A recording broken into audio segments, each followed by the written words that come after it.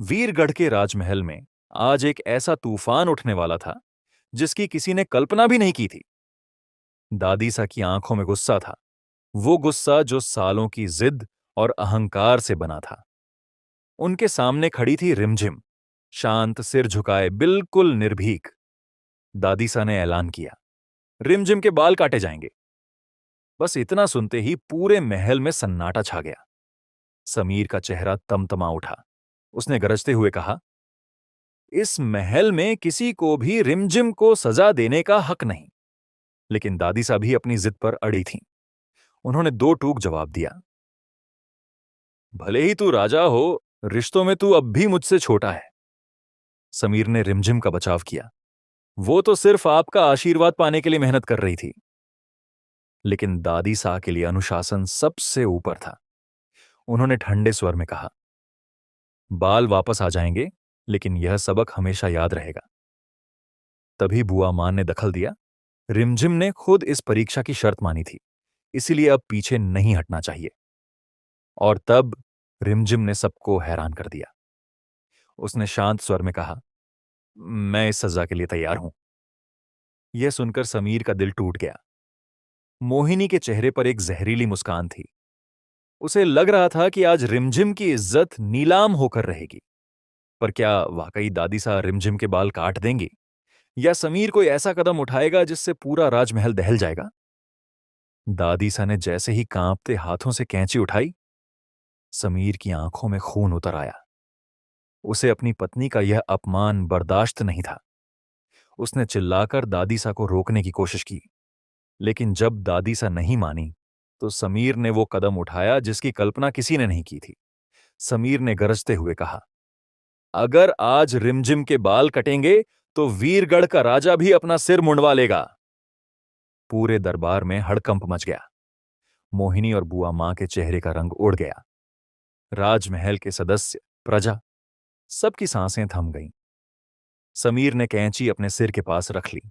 उसने दो टूक शब्दों में कहा, यह लड़ाई अब बालों की नहीं, बल्कि इंसाफ की है। उसने दादीसा को याद दिलाया, जिस ममता की आप बात करती हैं, उसी ने बचपन में मुझसे सब कुछ छीन लिया था। दादीसा के हाथ कांपने लगे।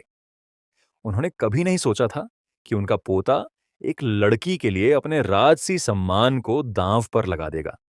समीर की आंखों में गुस्सा भी था और दर्द भी।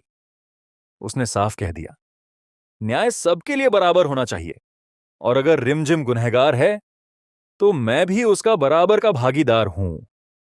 महल के गलियारों में सन्नाटा छा गया। सब बस यही देख रहे थे।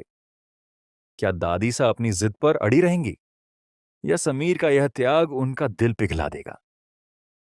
मोहिनी को डर सताने लगा था कि उसकी चाल उसी पर भारी पड़ने वाली है। मामला शांत तो हुआ, लेकिन दादीसा के मन में कड़वाहट अब भी बाकी थी। मोहिनी ने हार नहीं मानी।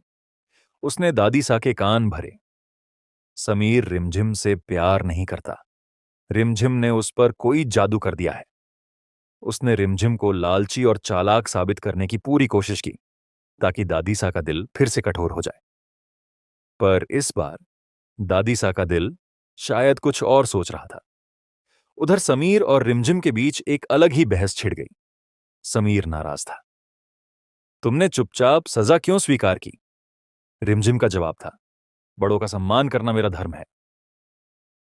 इसी नोकझोंक के बीच समीर ने मजाक में रिमझिम को एलियन कह दिया, और पूरा माहौल एक पल के लिए हल्का हो गया। समीर ने कबूल किया, मुझे तुम्हारे बाल बहुत पसंद हैं। मैं नहीं चाहता था कि कोई उन्हें छुए। और तब आई मिस्टर एंड मिसेस कंपटीशन की बारी। समीर ने कोरियोग्राफर बुलाया था। रात 11 बजे की प्रैक्टिस तय थी।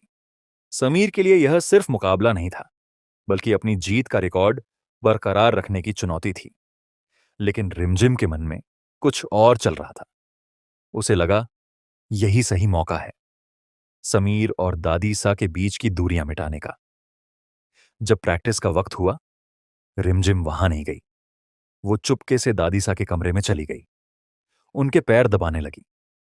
उसे उम्मीद थी कि उसके इस निस्वार्थ भाव से दादीसा का गुस्सा पिघल जाएगा। पर क्या रिमझिम के इस फैसले से समीर नाराज हो जाएगा? जब समीर प्रैक्टिस के लिए पहुंचा और रिमझिम को वहां नहीं पाया, उसका गुस्सा 7वें आसमान पर था। कोरियोग्राफर इंतजार करके जा चुका था।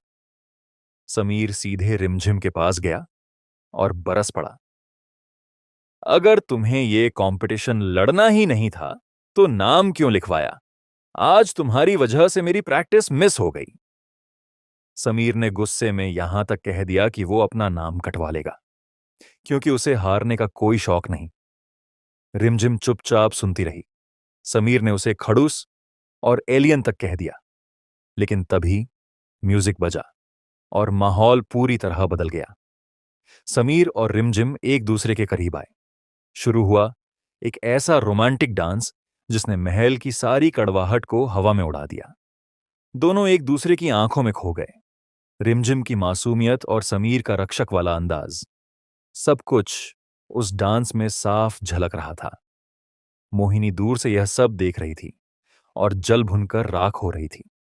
उसे समझ आ गया था, इन दोनों को जितना दूर करने की कोशिश करेगी, ये उतने ही करीब आएंगे। क्या रिमझिम की सादगी दादीसा का दिल जीत पाएगी? क्या मोहिनी की साजिश एक बार फिर रंग लाएगी?